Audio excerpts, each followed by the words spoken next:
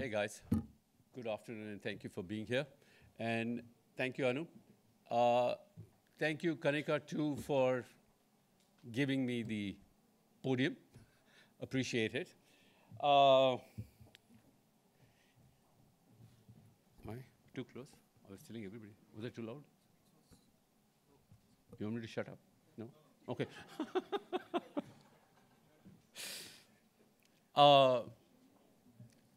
In this world of quick changing fashion, we've seen so many influences over the years, and those influences changing rapidly by the day. Yeah, one of these waves was started in 2004 when H&M did its first collab with Karl Lagerfeld.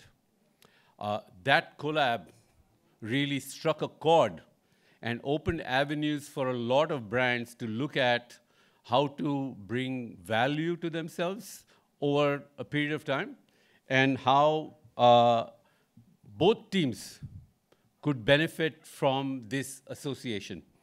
And this then moved on to Louis Vuitton. We have had brands like H&M doing it in India with Sabya, then doing it with Anamika right now, the last season.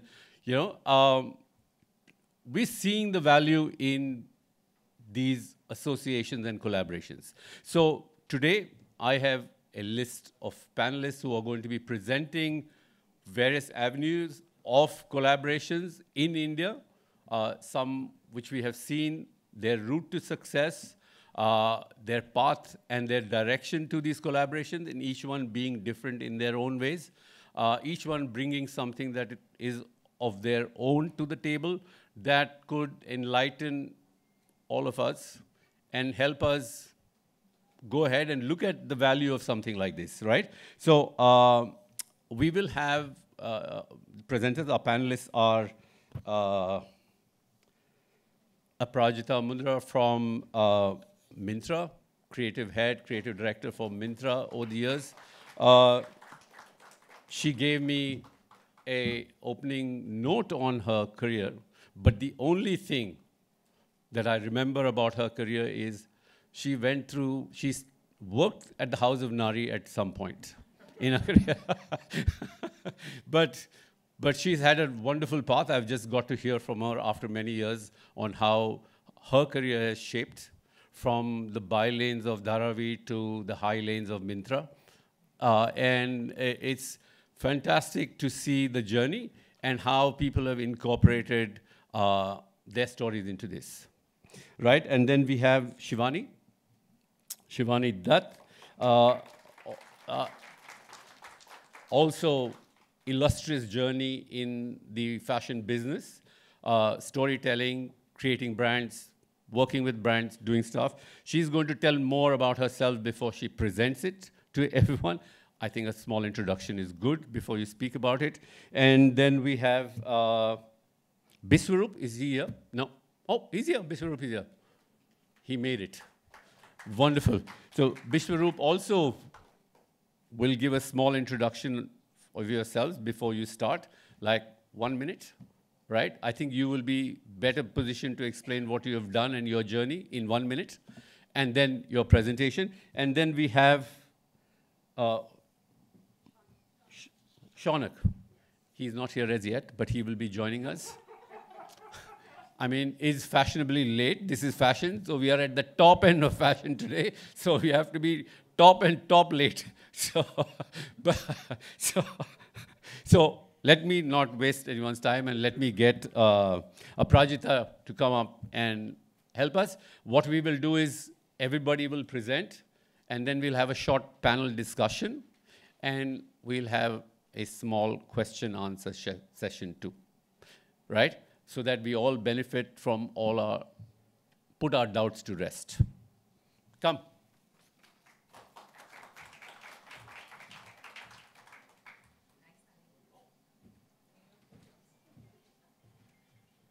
Hi, everyone. So I'm just going to start with a small anecdote. I kind of forayed into retail sometime in 2013. Yes. So I was all bright-eyed and bushy-tailed. My first collection was going to go live in the store. I think the color of the year that time was verdant green or vibrant green or something like that. I was extremely proud of my work. There was a beautiful VM done with like bright green and mellow yellow or something. So I went in completely excited, wanting to speak with consumers, and thought, okay, I'm just gonna like bask in all the accolades, etc. First one I spoke with, she came to me and she's like, I hate that green, like yuck, what is that color? And that was like 50% of the wall. So I was like, okay, all right, soul crushed, but okay. Spoke to a couple of more. The print of that season was tropicals. And I met another lady who said, I hate flowers. I'm not a flower person. So I think that's kind of the journey that I started with. Like, part of me was always kind of upset, deeply hurt that they didn't like what I was putting out there, but also really, amazed at how articulate they were about their choices. Coming into a store and, just being so confident that I like this and I don't like that. So I think I think this is one of the best part of my job is speaking to our customers. They're endearing, brutally honest. They've hurt me deeply many times, cut me to the quick, and sometimes like absolutely leave me flabbergasted with their choices. For example, in 2023, there was like a 550% spike in like Barbie core and hot pink, but whatever floats their boat, right? So it's always endearing, it's insightful what they have to say, and I think it's become a part of my life to have these wonderful conversations and make them integral to the kind of work that we do. So the kind of work we do in Myntra, my team and I, we lead the creative and curation. So it's not just the graphic design part of it, but a lot of what we do is storytelling. And we do it across fashion, which is apparel, non-apparel, beauty, home, etc. And from the get-go, we were all very, very certain that we wanted our customers to be the main character of our fashion journey. So while everyone gets extremely inspired by Copenhagen, street fashion, or how amazing menswear looks this Paris Fashion Week, how eclectic the Essence fashion stories are, but the reality is that a large section of our audience will not be able to correlate. I think what is very important is really understand their celebrations, their occasions, their compulsions, what makes them happy when they shop, and integrate that into your storytelling. I think that was amazing, and very importantly, understand what to them is a trend, and really kind of work backwards with that. So a small bit about how we do that. Oh. It's my first time, so forgive me. So a little bit about how we do that is we decided to kind of build in a process where we really listen in. And I think the couple of avenues that we have is your platform user data. So we get stuff like birthday party dress or, farewell sari. Sometimes, misspelled things like, corsets written differently. But it all gives you some amount of knowledge of what is it that is sticking with them, what is it that they are actually searching for. Really kind of feeds into what you want to build into your selection. We do regular, almost monthly consumer feedbacks, and what really helps is the regional nuances. So just to give an example, we were building trends for, let's say, Rakhi, and we met a couple of people who said that, people generally storytell ethnic wear during Rakhi, but the ceremony is just for like 10, 20 minutes. We just wear what's in our closet. What we really buy is fusion or going out, because they go out with their brother, with their family, with their friends. And it was so interesting to, just understand that. We also get a lot of very, very interesting brand insights from our brand partners. So for example, the jewel of 2024 was the Jimmy Choo sari. Yes. So it was, took us all by surprise. Again, the flabbergasted moment, like what on earth? But it's the, this gold tissue sari. And I went to Chandni Chowk, and in fact, they were like selling it to like, aapko Jimmy Choo saris chahiye? So I was like, okay, because sorry, my Hindi is really bad. So it's like the sparkly tissue sari that was all the rage. So yeah, we get information like that, and also from our wonderful set of influencers that we have within Myntra. There's a lot that happens. For example, Alia Bhatt wore butter yellow, and suddenly that that color with like a ditzy print, and that became all a rage. So I think all of this, just listening in and understanding what is it that are these pulse points that would be pertinent to our audience, and kind of building into that. A little more on that. So unlocking, how this helps us is unlocking diverse perspectives across different regions. It's absolutely amazing how different shopping behavior changes from region to region. By co-creating these trends with our consumers, really it helps us to maximize a particular trend. So for example, parachute pants took a while to build, but we understood and we built further selection in that, and like built colors across price points so that we really hit at the correct peak of the moment. So that's how it kind of helps us understand when is it that we need to kind of really act upon a particular trend when it's becoming macro. And of course, we've kind of, by understanding these nuances, we kind of tailor our story. So there are macro stories. Utility is a macro story, ever favorite. Then we have niche stories, which would be, let's say, a particular color or like a particular fabric, and emerging stories, which like a cherry red is at the moment. So we tailor the experiences as to the audience. Little more about how the identification of these trends are done and how it kind of helps us. We do a lot of regional festival storytelling and also theme-wise storytelling. So regional, what was very, very interesting is kind of not approaching it with a broad brush, but really diving deep into each region and understand what is it that they actually shop during that festival and what are they looking for. So great learning was Onam. And I happen to follow a lot of influencers as well, regional influencers, and I was flabbergasted.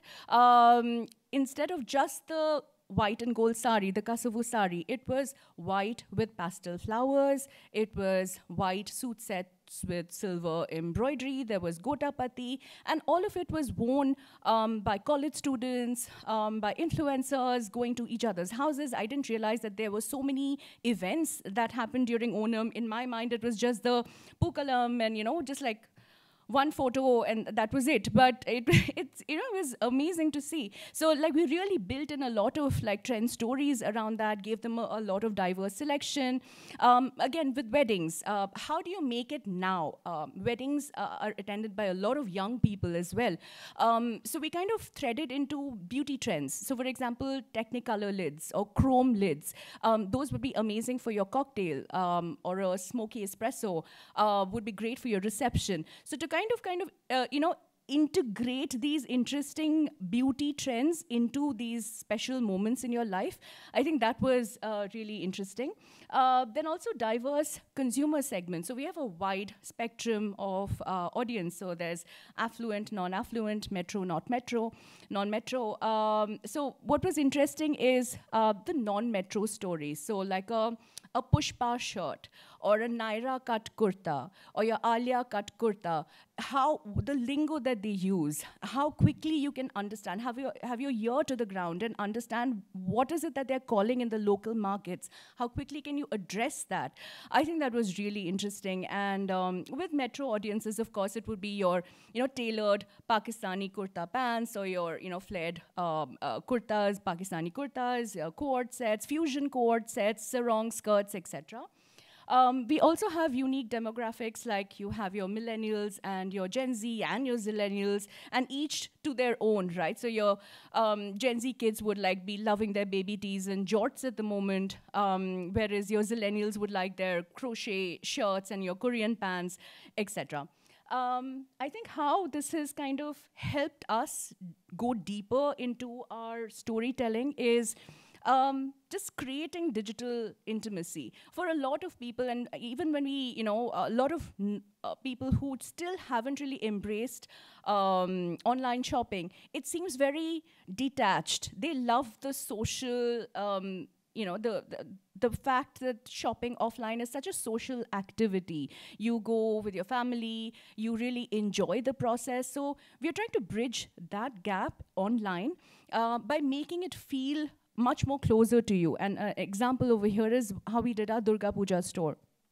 So Pujo, we had a store, we had an effect of, let's say, the dhunuchi coming, behind you, the smoke of the dhunuchi. And we had looks for all of the days. There's a special way that women dress in the morning. It's cotton saris, it's hot mostly, so it's light cotton saris, it's oxidized jewelry, it's interesting hair, it's more boho, eclectic, versus in the evening when it's like full-on glam. You have like the deepest cut blouses, you'll have chamkili saris, you'll have your silks coming out. So just getting that flavor, and people really, really glam up during puja. So to kind of get that, that feeling of joy of seeing these different kinds of looks for each of the days, the beauty looks that you can pair up with those looks, the kind of footwear, the jewelry, etc., and really storytell it in detail. Then the second part of it is brand relationships, because when you build into a particular region, you also want to build further selection of the lal par sari, of better tate saris, better. You can't just again operate with a broad brush and think sequin saris and georgette saris will do the trick. You need to understand what each region really looks for when they're shopping for festivals. So I think building new relationships with sellers, brands, getting them on board, making your selection much more diverse is very important. And the last part is, of course, how we have understood that it's very important that we have like a 360-degree storytelling approach. So the kind of experience that we have online, we've kind of tied it up with our marketing team. So whether be it on social or offline, we try to integrate it beautifully so that the final impact is much, much more stronger than if they could just happen to be on the app at that moment. So yes, so that's pretty much the gist of what we do. It's been an incredible journey and lots of learning. We, in fact, debuted our trend destination last year called Trend Next. So we actually, my team and I, we put across trends almost every week, about 10 trends, blocked against macro, niche, and emerging. And yeah, the learning's been amazing. We keep going back to our customers, talking to them, try to figure out, like, is this working for you? Is this something that you are looking for? Is this something that you like? Always with like a hand on our heart that, oh my God, what are they going to say? But actually, it's working. It's quite, it's been an amazing journey so far. So yes, that's pretty much it. Thank you so much for listening in.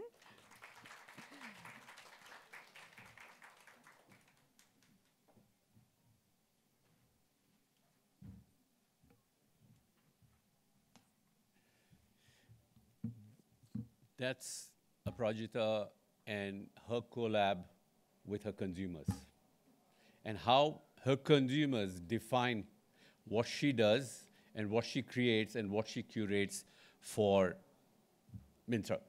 Thank you. Next up is Shivani.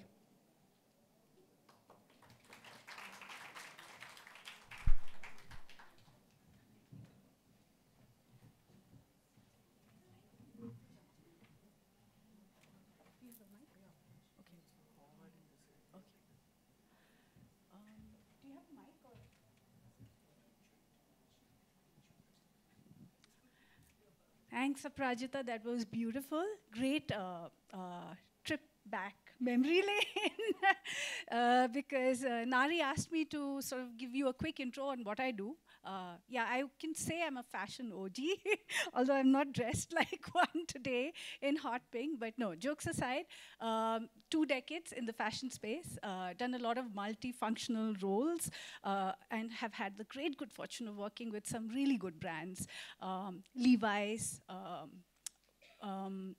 CK, Tommy, you could name Myntra, Amazon, you could name a brand and I would probably have had some association with it. So it's interesting that I'm standing here and talking on a topic which is largely design-led, but I wanted to pivot it a little bit today to build on 2 things. One is my vast sort of experience having done multiple different roles with a design and a curative eye on most things.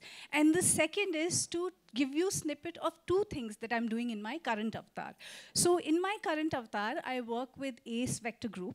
And for those who don't know the group, you might know our founders.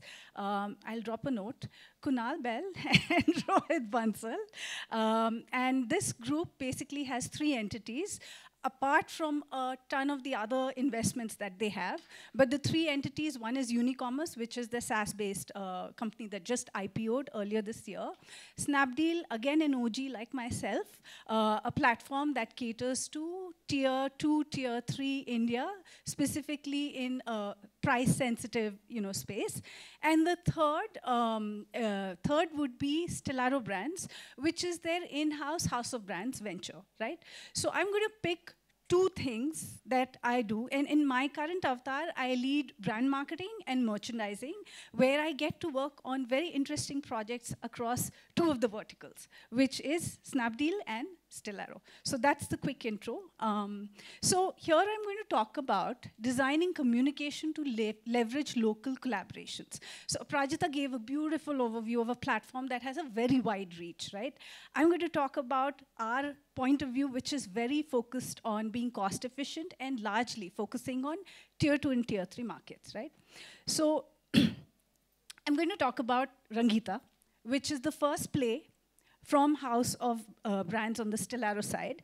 And I'd like to call it the South Side story. Why Rangita and why South Side story? We believe value-priced ethnic wear is a $10 billion opportunity. Are we the first ones doing this? No.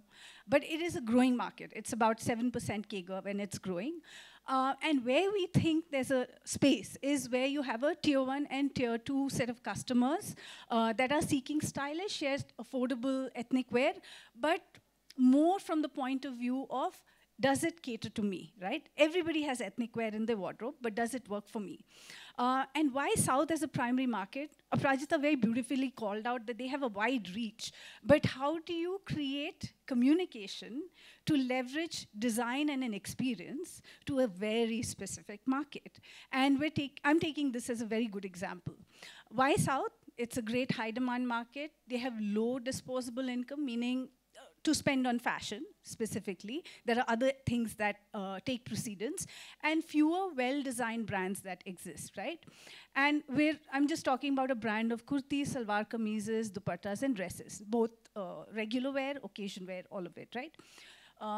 Check the basics, good quality, premium craftsmanship, inclusive sizing, meaning it'll go up 5 sizes plus, and a good shopping experience. So a little bit on our positioning, a lot of text there, but very clearly to tell you, it leverages the emotion of every Indian young woman who celebrates life through style, self-expression, and culture. And our styles are everyday wear. They're perfect for most occasions, whether it's a festive celebration or a wedding. And it's a very curated set, really looking at kurta, sets, dresses, and bottoms. We did saris, and that's something we're actually pivoting away from right now. We're going to redo it and bring it back. South-focused selection. Why South-focused? Easy wear fabrics, rich colors, prints, embellished just in the right manner and with sizing. Look at the price points. Very sharp, $399 to $1,999. And that's basically enough to sort of cover a large part of the market. And tone of voice, etc., which I think the visuals basically, reflect very well. Still modern, yet warm and personable. There is a celebration, whether it's indoor, outdoor, culturally rooted, and it is still fashion forward, right? That's a quick overview on how we're building local collaboration here. The specific Southside story that we're looking at is the Andhra and Telangana focus, and our .com for other markets, right? Very high traffic mall locations we've taken, and there's a reason for that, because you have a large part of the market that's actually moving away from, high street in those areas and moving to malls, which are basically where you're going to capture traffic. But the look and feel in that market is largely what probably doesn't exist in those. And the towns that I'm talking about are really smaller towns. Gajuaka, Kakinada. Has anybody heard of these towns? Anybody who's from? Okay, great, awesome. So they're really small tier 2, tier 3, or smart cities even that are coming up, that we're bringing a sense of, structured brand play, but with a set of products that actually speak to the market. And if you can look at the size of it, it's just about right. Nothing massive, nothing too small, but just right, okay? So that's largely the point. So where I'm getting at this is, what is the need to have communication which goes across the experience that leverages this, yet keeps the brand aspiration in play? So the first point in a slide, in a set of slides that I shared in the morning itself when I was pitching, is that there's a singular brand vision. Yes, a lot of people will say design has a point of view to play, but communication also has a very strong point of view to play. How do you make the brand vision singular yet relatable, where she can adopt the product where she really believes in it and it comes through? So we keep a very distinctive and a consistent brand imagery across the board. The experience that we're giving online and offline is unparalleled for this price segment. And I will not bore you with checking out the experience here. You can just type out rangita.com. You will see the experience on online. And it's basically singular and straightforward throughout. The second thing is there's a very strong product market fit. And this is where I'll take on a little bit on what is the context of today's conversation, right? Yes, there are trends. Yes, there are cues that come in from customers that know what they want, but there's a lot that customers don't know what they actually need. It's a very interesting point of view. Customers know what they want, but they don't know what they need. And what's a brand's task in the way you communicate is you bring to them what they need, but a little bit of what they don't know that they want. And we solve for this, and that basically shows how we've gotten product market fit. So if there is a certain trend, and sorry, we do not follow trend in this case. We don't even have sort of a calendar, which is a typical 4-season calendar. Our calendar works with the festive drops that exist. So if the largest part of most Indian households, whether you take it as a tier 3, tier 2, and I grew up in a small town myself, right? It's the occasions that are the markers of when you go out and you buy. And it is sort of a diktat that you have to buy. So I'll give you an example of Sankranti, and you must have mapped this. That for Sankranti, there are 4 different days. You have to buy clothes that align with all 4 separate different days. There are these cues that you must buy, new clothes. And they should be in a range where it is affordable that you can actually sort of, queue it up and fulfill it. So I think that's the whole cue, where you sell it, how you sell it, and what you sell. What you sell is largely color tones, embroideries that align with this TG. And how do we know what is right? Are people that we have a lot of years of experience. I'm not on the design team here. My task is to communicate. But they have a very strong handle based on the suppliers that they work with. And those suppliers have their ears to the ground. They know exactly what, to work with. So I'll give you an example. The sell-through on rust on a particular part of my platform would be, very low. But if you look at my store sales on those sort of colors, that color will, that color works. Now you can take a version of that rust and it can be the new burnt orange color. That's a different play. I'm talking about what works for that market, which may not work if I put up a store in the north, and communicated it. So product market fit. The third and fourth point are just largely focused on how efficiently we're sort of doing this, right? Just a cue on some of the stores that we have. This is one point of the collaboration that let me go back 1 second. Yeah. So if you look at the store facade, it can be any store anywhere in the north, just the basics that work and quite beautifully done. So it's inviting, relatable, yes, yet it's aspirational. The next piece that I wanted to talk about is we did not go with a celebrity that's a national celebrity, and that was by design, because we chose to work with a South celebrity who is a local star, a tele star, because you have a direct connect, and that collaboration gives us better reach in that sort of market with that network. So whether it was a really beautiful all-scape mall that I could actually get Aditi Rao, Dehadra, anybody that we chose to work with Meghna, who actually did a great job of opening the first 2 stores and walking the store ramp, right? Couple of things. Even the look and feel was very tailored to sort of the market that is right versus the glitzy tier 1, shows that actually work for us. Yeah. But the communication across the board, whether it is the look and feel of the campaign or the assets that we use, that's standard. And that's aspirational, right?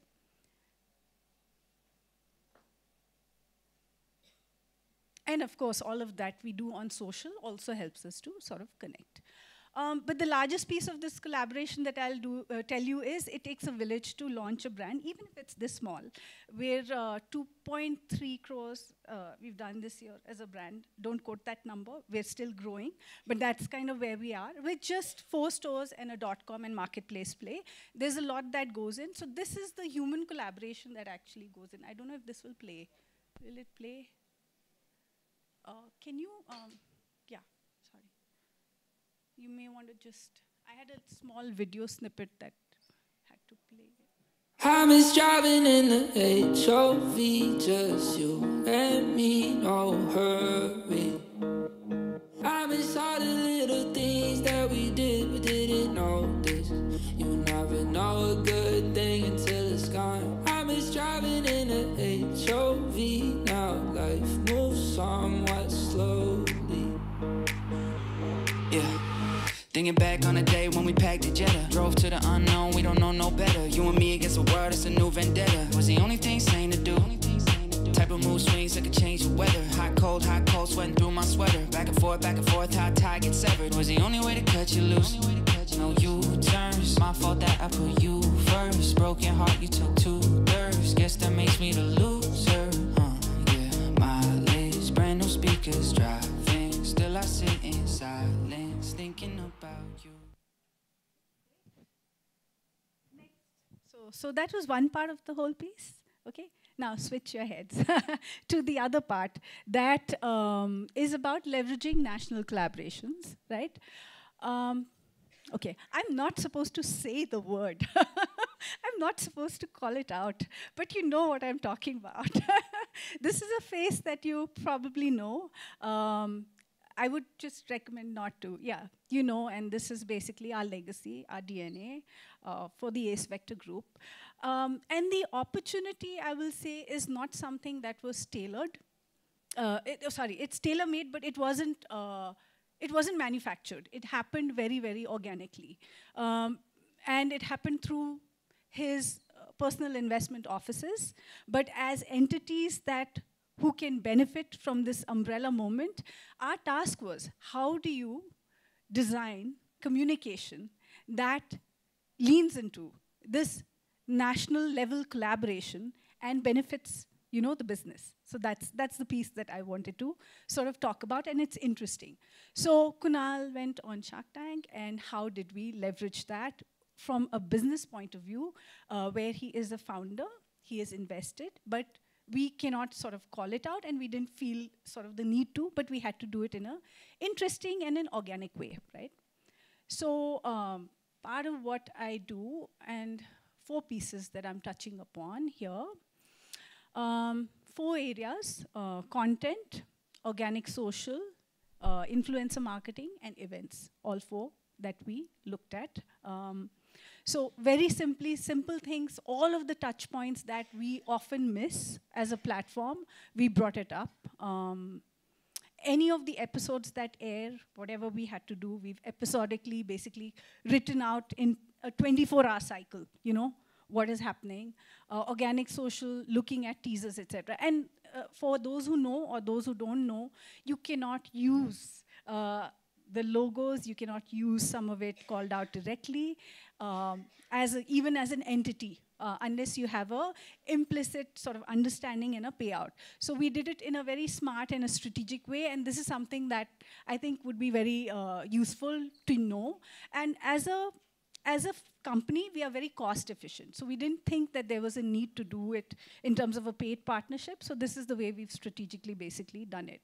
I'm not going to say a whole lot, but yeah, organic social in terms of testimonials, reshares of just the content, very few snippets that we built out, you know, specifically, you know, to leverage this watershed moment. Influencers that we have done paid collaborations with. But the interesting thing is that there's at least 45 to 50% of the content that is there related to this is all organic. So we really didn't have to do a whole lot.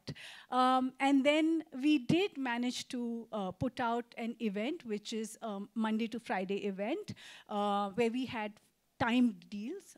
Will this play? I don't know. I could show you the experience, but it's, yeah, there. So, and it's very tailored for our market, right? So the team put up an entire page. We managed to queue in a little bit of that here. And I think that's it. Time's up. Yeah. All right. Okay. And that's that. Okay. So those are the two bits. Sorry, Nari, I took a lot of time. Yeah. And thank you for your attention, yeah, on this. And any questions, I'll take it on later. Thanks. Thank you. Thank you. So that was Shivani, and she showed us how you can do collabs with Jugaad. There's a different way of doing collabs. We all learn how we can maximize on very little and be smart about it. And like you said, Jugaad is what we looked at. Next up is, wait, Biswarup, is he? There he is. Biswarup is going to introduce himself for a minute and then kill us with his presentation.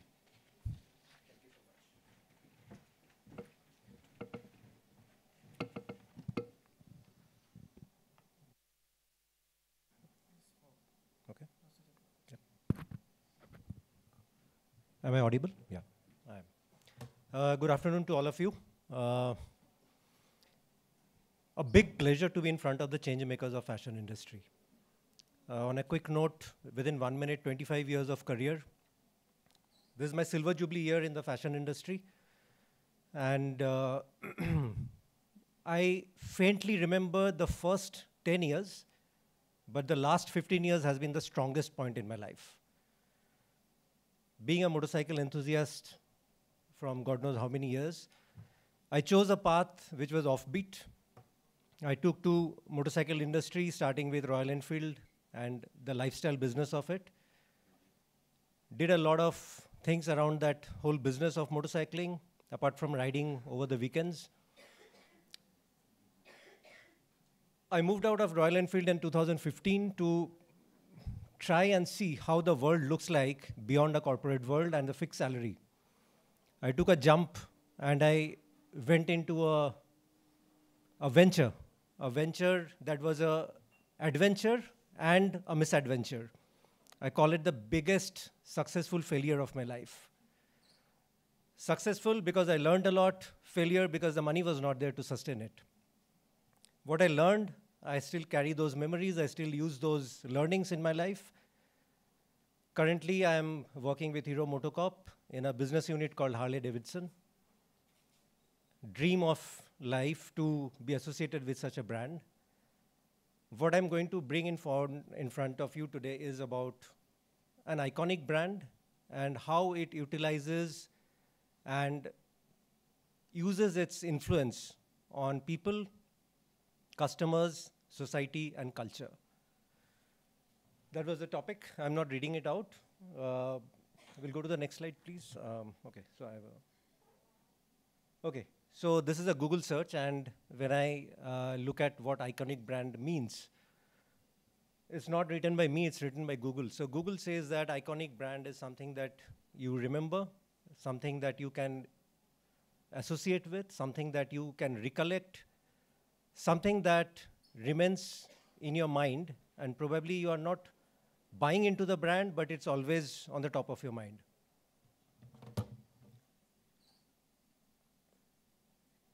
Thanks to IFF, iconic logo. I feel that's iconic because that has given a lot of opportunity to a lot of people, and is still today giving a lot of opportunities.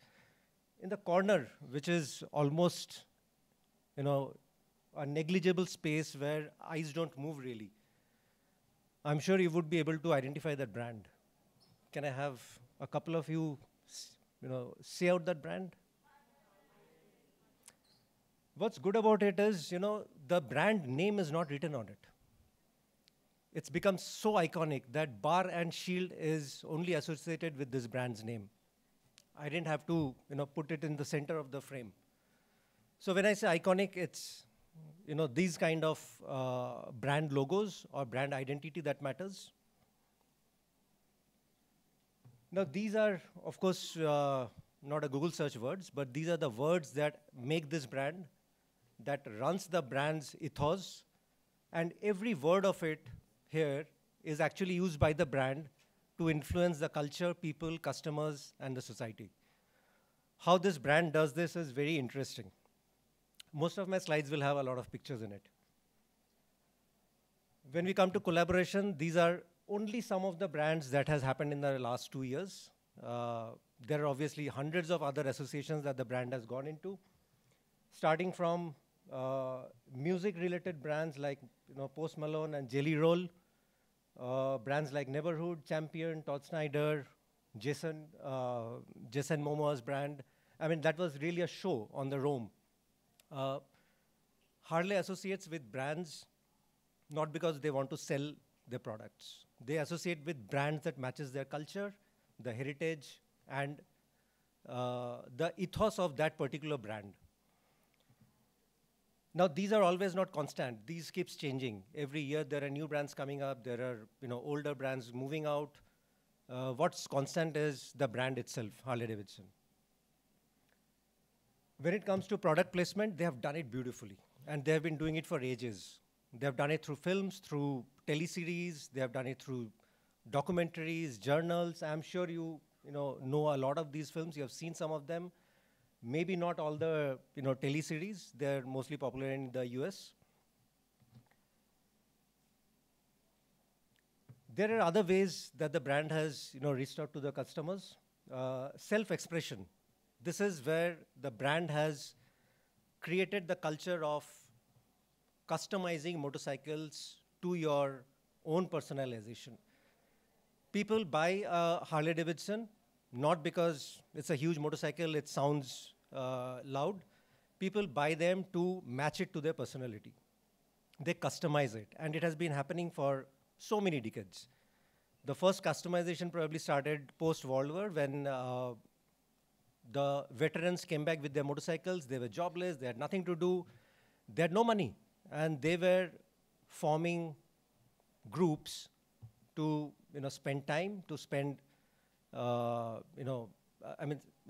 customize their motorcycles as per their requirement, as per their riding styles, and an individuality that they wanted to have within a community. Of course, the customization has been the core of the brand, and it still continues to be. Rides and rallies, of course, the brand is all about adventure. It's not about, adventure that we, relate to today. It's about finding self, finding selfism, finding about yourself, and the take to the highways, take to the roads. And then it has turned out to be into rallies, group rallies, solo riding, couple riding, and that continues. That's core of the brand. When it comes to community building is all about clubs, the culture of clubbing, the culture of riding together. There are clubs which have been there for so many years, and they call it the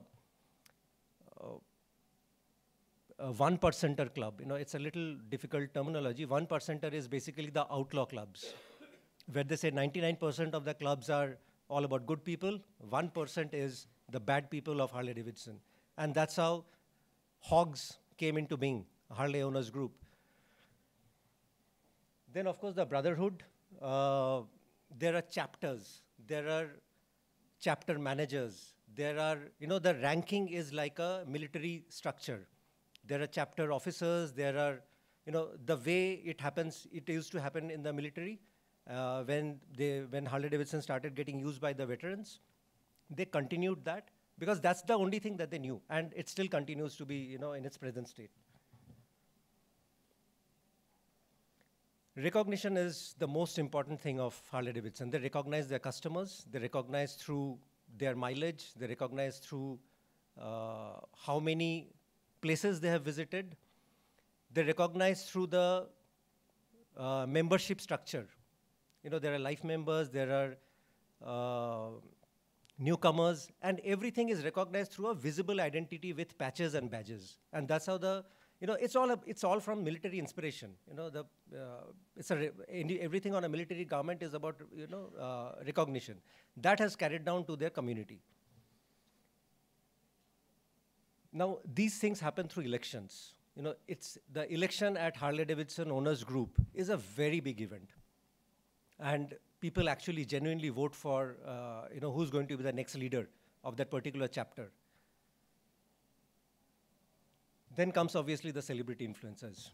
I'm not aware of how many hundreds of those celebrities, out there own a Harley Davidson at one point of time, or probably, they have it for their lifetime now.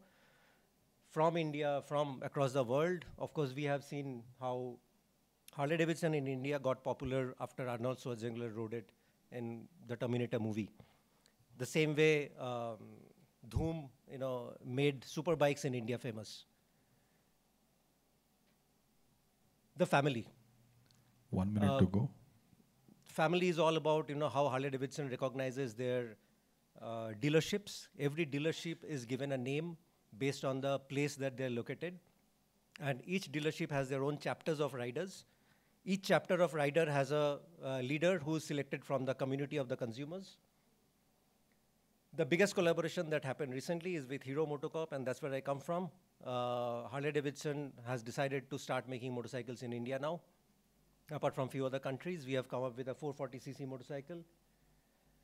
The design inspiration, of course, comes from the history of Harley Davidson, the XR 1200 and XGR 750. This is what the legend, still continues to be. We have done some interesting merchandise that's going to be launched soon.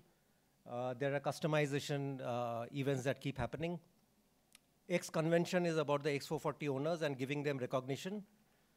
The leadership meet, which is about the chapter managers coming together in Delhi at the Harley Davidson University. There are X destinations, which are basically the rides and rallies.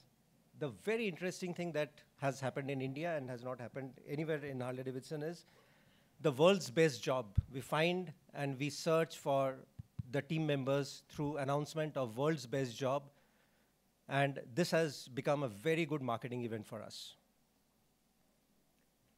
Everything will change. 10 minutes cannot change anybody's life, but I'm sure I can make some impact with this presentation. Thank you so much. Open for questions.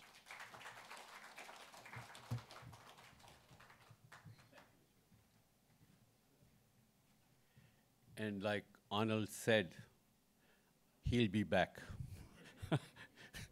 Thank you, Swaroop, for taking us on the ride on the highway to hell. We'll have you back soon. We have finally Sounak, who has made his presence felt. Appearance.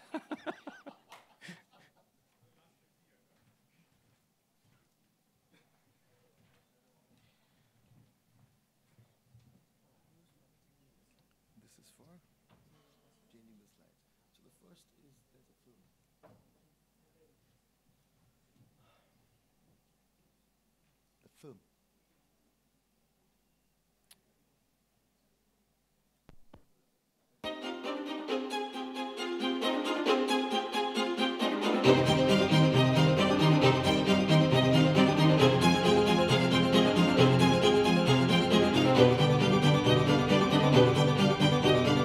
Why did you choose House of Three to do the interiors? Because you're my friend.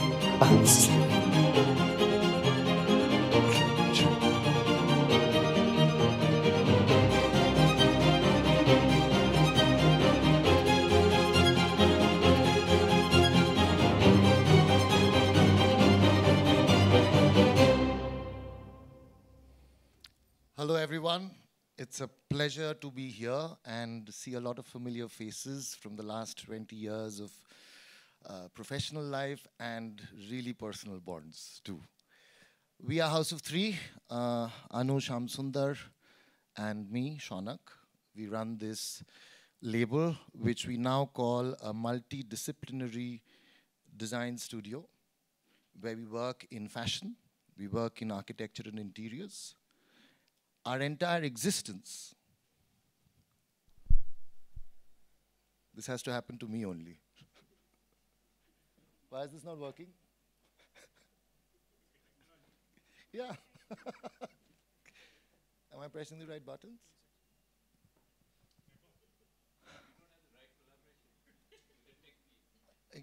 That's right. Thank you. There goes my 15 seconds.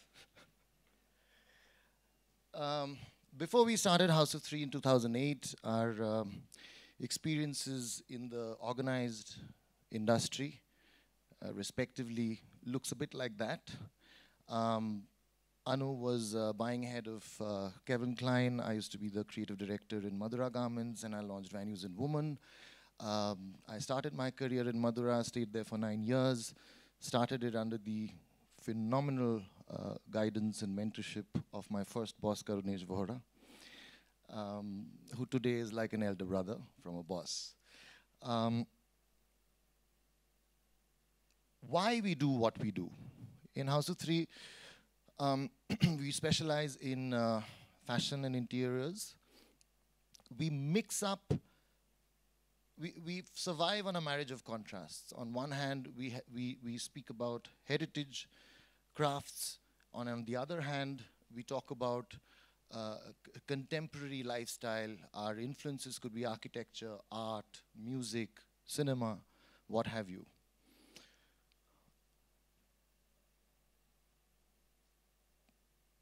In interiors, we go even deeper. We work both with H&Is to create luxurious residences. We also create offices, hotels, restaurants, pubs.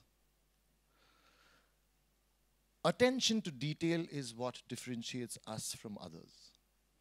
If we are making an office, we are building a community. A space should be a catalyst to what you do. If you are making a home, we would get into the nitty-gritties and the way we do turnkey projects. And by the way, this is not just styling and interiors. This is turnkey, which means even if you give us a piece of land, we'll start from scratch and hand you over the keys. And when we hand you over the keys, all you need to do is come in with your suitcase. Everything else is packed. That's attention to detail. From crockery to napkins to bed linens to towels. These are the verticals that we function in. We have interiors and architecture. Under fashion, we have couture for women. We have diffusion, which is our ready-to-wear line for both men and women. And we have bespoke tailoring. We have a home collection, and we also have a wing where we do B2B consultancies. Our entire existence is based on the principles of collaboration. This was one of our fashion weeks. I think, if I remember correctly, this was 2020, just about 10 days before the lockdown.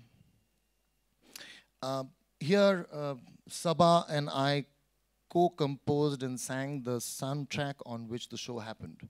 So, originality with a collaborative spirit. That's our diffusion line. It's a D2C model. We also sell with other majors such as Tata Lux, such as Pernia, other than our own website. That's our bespoke tailoring. Interiors, the whole vertical is based on the concept of collaboration. We have a tie-up, like a consortium, with 3 architect firms across Bombay, Delhi, and Bangalore. And we work as a cluster and a unit, depending on what kind of work comes.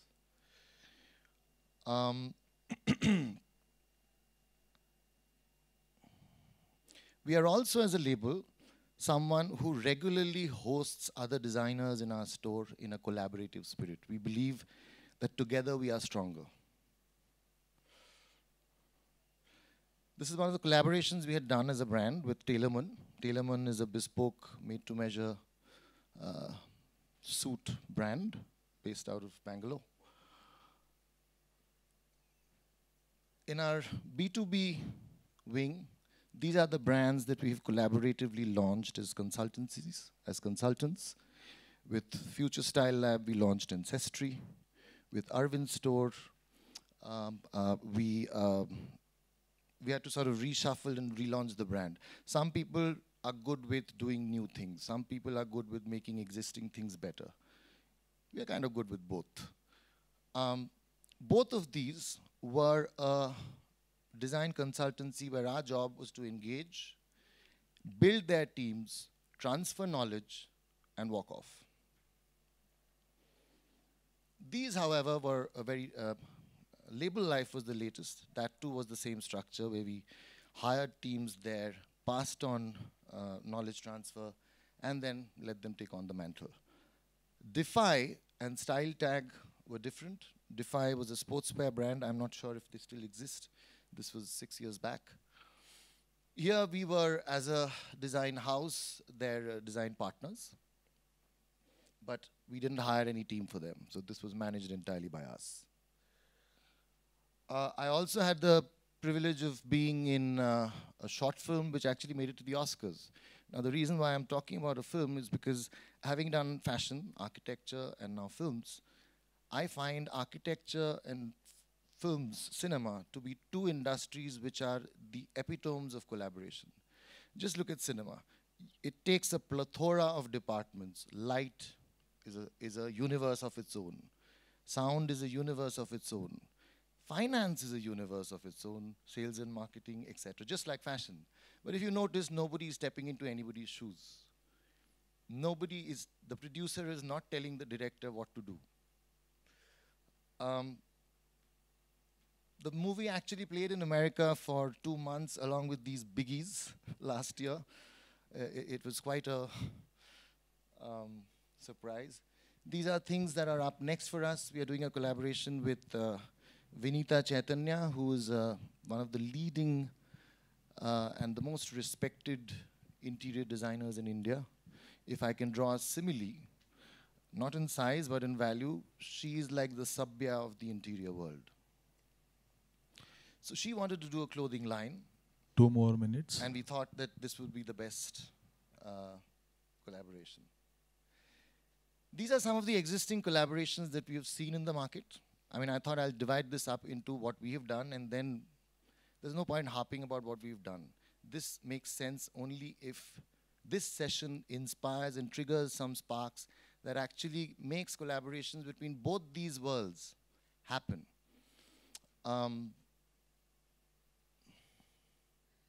Now, this is my understanding of both these worlds, having been in both. On one hand, the organized sector is number-driven, volume-driven, systemized, process-driven.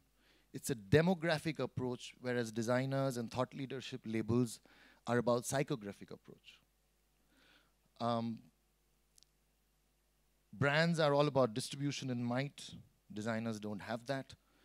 They have finance and structure on the branded side, access to funds, robust negotiation powers, access to technology, huge access to global FOB or raw material sourcing, efficient supply chain management. However, they are risk averse, weak consumer connect, which causes customer fatigue, because most of these brands are replaceable. Anybody who gives a better discount, the consumers will go there because there is no psychographic connect. Less consumer loyalty, consumers seeking discounts. Market saturated with lookalike brands, big, hence slow to adapt. Inconsistent communication language, super strong distribution, volumes, numbers. Technical, most of the innovations are at a technical level, which are mostly textile driven. Whereas in the designer sector, innovations are more lifestyle and aesthetic driven. 1 minute to big, go. hence slow to adapt, whereas designers are adaptable and flexible. If you look at our USPs on the other side, they are unorganized, they are value and service driven, it's a psychographic approach, weak distribution, lack of financial structure, skeptical investors thereby, weak negotiation powers, less access to technology, a lot of manual work, less access to global and FOB sourcing, inefficient supply chain management, but they are risk takers. Strong consumer connects. You all have consumers, we have patrons who don't leave us. There's always freshness, huge consumer loyalty, consumers seeking long-term bonds, stability and trust in their equation. Nascent stages for this sector, huge growth potential, small, hence quick to adapt, consistent communication language, super strong brand recall and equity. Why collaborate between these two industries? New consumer profile acquisitions for both. Bigger volumes for designers, huge leap in connecting to consumers. Psychographically for brands. Helps tap into quick response capsule collections to catch micro trends, which is otherwise very difficult to do if you're a big company. Knowledge transfer. Designers learn structure. Organized sector imbibes confidence in design leadership. Time's up. I'll need 1 more minute because this is the point that needs to be made. Adaptability is the highest form of intelligence. This side is, that side isn't.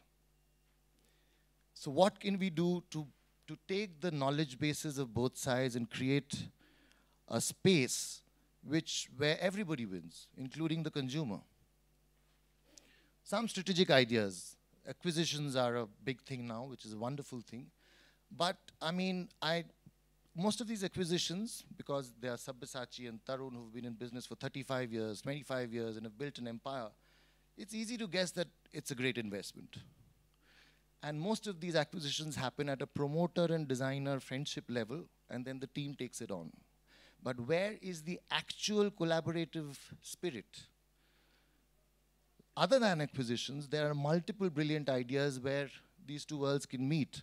Nobody is stopping us from a B-town, bridge luxury, multi-designer space where you take people like, say, an Antaragni, reputed, or a House of Three, people of our stature, not the Sabyas and the Taruns who are mega labels now.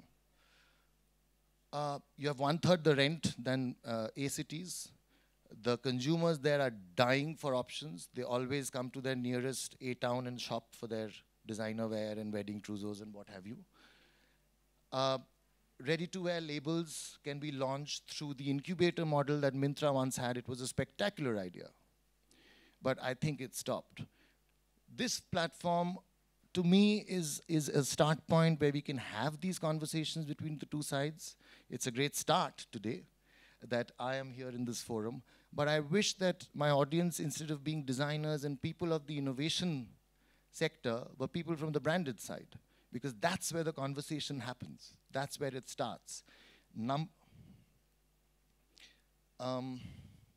how do we make them meet this midpoint? My solution is what I call the hybrids. What are these hybrids?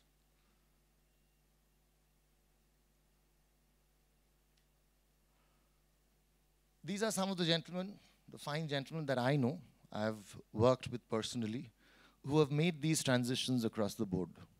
Mr. Vora, who was my boss, went on to launch Munch Designs, a design studio that catered to the retail branded sector. There is Himanshu Dogra. He has a very quirky label called PlayClan. He also, as a design studio, does luxury retail identities, other design services, etc. There's Samrat, of course. I don't think he needs any introduction. There's Manishankar Singh, who has a label called Snob. There is Nikhil Sharma, who has a label called Lacquer Embassy. And these are doing pretty well. Not in the likes of 500 crores, of course. But they are doing very well for the markets that they are in, with standalone stores. Collaborations, I think India would love to see, where there is a synergy in values. A fast track with a human. A Levi's with the 1111 cell design. 1111 cell design does khadi denims and they have a store in Japan. There is as much a queue outside their store as is outside a Louis Vuitton store. How many people know this in India? How many in the business side know it? Designers might. I would love to see these, a Tanera with a raw mango, a Bombay shirt company with a Rajesh Pratap. Both of them have clean lines and structure and great fit. A Louis Philippe with its French lineage. The gods and kings meets the kings of Jaipur. There is the same royal lineage. Blackberry with its very straight, structured, urban, there's a lot of graphic element to it. It goes very well with, say, a Lacquer Embassy. A Chumbak with its Kitsch India sensibility goes very well with Boho Calcutta, for instance. A Fab India with a Payal Khandelwal. So on and so forth.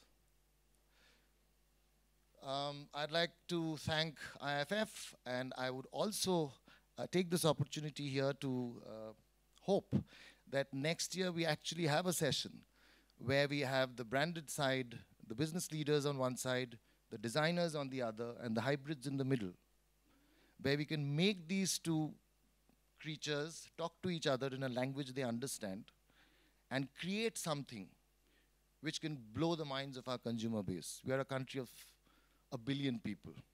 There is no shortage of business opportunity. All we need to do is create value. So hope we come to that day where all of us can live in harmony and keep creating value. Thank you.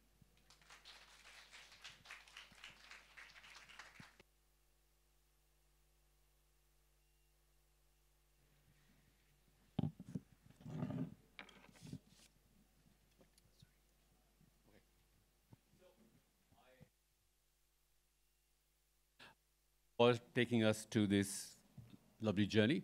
I had hoped that we would have some question answer sessions and we could talk about how to build the entire idea of collaborative work in the industry.